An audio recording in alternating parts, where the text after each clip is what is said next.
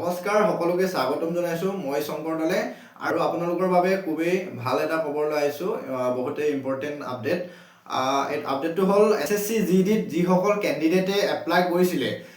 যদিহে আপোনালোকে SSC জিডিত apply কৰিছিলে গতি এসএসসি জিডিত কনস্টেবল 2026 ৰ এক্সাম ডেট ফিক্স কৰা হ'ল গতিকে আপোনালোকে চাই থাকক কি পঢ়িব লাগিব আৰু কোনটো সাবজেক্ট কেনেকৈ পঢ়িব লাগিব আৰু কোনটো ক্লাছৰ আহিব ক্লাছ 8 ৰ আহিব নে 9 ৰ আহিব নে 12 ৰ আহিব ফাৰ্ষ্ট ইয়াৰ আহিব নে এইখিনি কথা সকলোখিনি আলোচনা কৰা হ'ব আৰু এইখিনি আলোচনা কৰাৰ আগতে আপোনালোকক এঠাই ৰিকুৱেষ্ট যদি আপোনালোকে আমাৰ WhatsApp গ্ৰুপটোত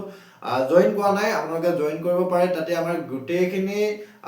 নোট PDF প্ৰভাইড কৰা হ'ব আৰু তাতে আমাৰ যিমানখিনি গভৰ্ণমেণ্ট জব আপডেট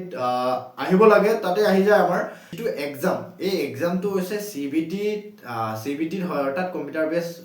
পৰীক্ষাত হয় আৰু আপোনালোকে স্ক্ৰিনত দেখা পাই আছে চাগে এটো যেটো নন টেকনিক্যাল ষ্টাফ এণ্ড হাবিলদাৰৰ যেটো এক্সামটো 4 ফেব্ৰুৱাৰীৰ পৰা ষ্টাৰ্ট হ'ব আৰু কনস্টেবল জিডিৰ যিমানটো পোষ্টৰ এক্সাম হ'ব এটো 23 তাৰিখৰ পৰা 23 ফেব্ৰুৱাৰী 2026 দিনাখনৰ পৰা ষ্টাৰ্ট হ'ব আৰু এতিয়া কি পঢ়িব লাগে আৰু কি সাবজেক্ট পঢ়িব লাগে আৰু কোনটো ক্লাছৰ পঢ়িব লাগে এটো আমি চাও আৰু ইয়াৰ সিলেকশন প্ৰসেছ হৈছে কম্পিউটাৰ বেস এক্সামিনেশ্যন দিব লাগিব তাৰ পিছত PST আৰু PET আৰু DME তাৰ পিছত ডকুমেন্ট ভেৰিফিকেশন ইমান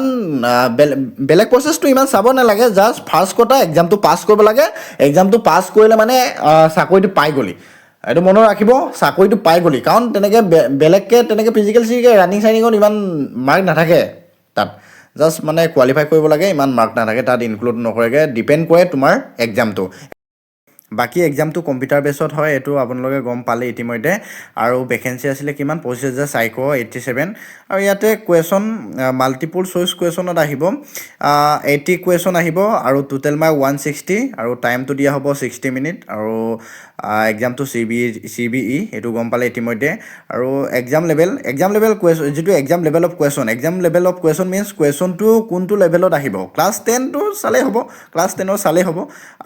বাকি হিন্দী ইংলিশ আৰু আসামিজ যিকোনো এটা ল্যাঙ্গুৱেজত এক্সামটো দিব পাৰি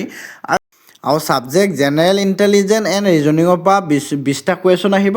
আৰু 40 নম্বৰ থাকিব অৰ্থাৎ এটা কোৱেশ্চনৰ পৰা 2 নম্বৰ থাকিব আৰু জেনাৰেল নলেজ এণ্ড জেনাৰেল এৱাৰেন্সৰ পৰা 20টা কোৱেশ্চনে আহিব আৰু সেম 40 নম্বৰ থাকিব আৰু এলিমেন্টাৰী মেথমেটিক্সৰ পৰা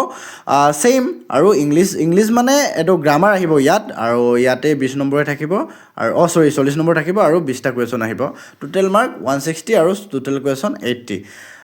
আৰু সাবজেক্টৰ কথা আপোনালোকে গম পালে আৰু এতিয়া ইয়াৰ টপিক কি আৰু কোনটো টপিকৰ পৰা কিমান আহিব আৰু কোনটো কিমান চাব লাগিব এটো জানিবলৈ আপোনালোকে কমেন্ট সেকশনত লাগে বুলি কমেন্ট এটা কৰিব লাগিব তেতিয়া মই পাৰ্সোনালি আপোনালোকক মই PDF পঠাই আপোনালোকে আমাৰ চেনেলটো সাবস্ক্ৰাইব